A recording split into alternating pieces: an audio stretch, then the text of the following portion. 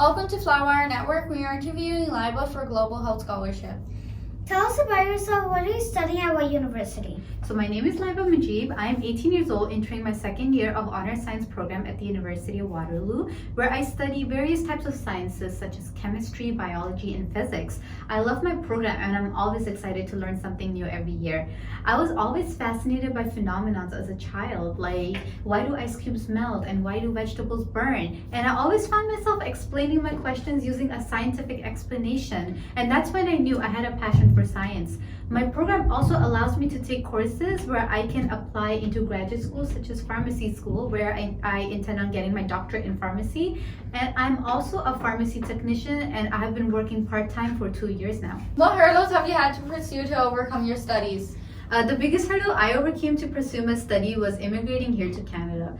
My parents immigrated here from Pakistan when I was 7 years old, and taking care of yourself and your family back there was very challenging. My parents did their best to give me and my sister the best and unfortunately expensive education. They cut down on their lifestyle, and a family of 5 us had to accommodate and live in this 1-bedroom apartment. However, as more and more children were being kidnapped and abused and political riots got out of hand, we decided to immigrate here to Canada. It was really hard because our first year in Canada we experienced homelessness until my parents were lucky enough to get us a small job and provide for us. Whatever money my parents got was used to feed us and provide a roof over our head.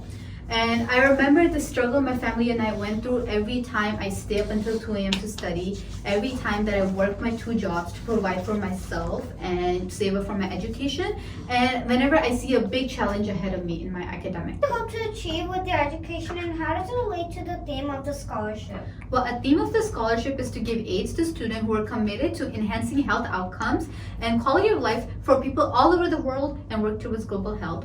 I choose to accomplish becoming a board-certified licensed pharmacist in Ontario.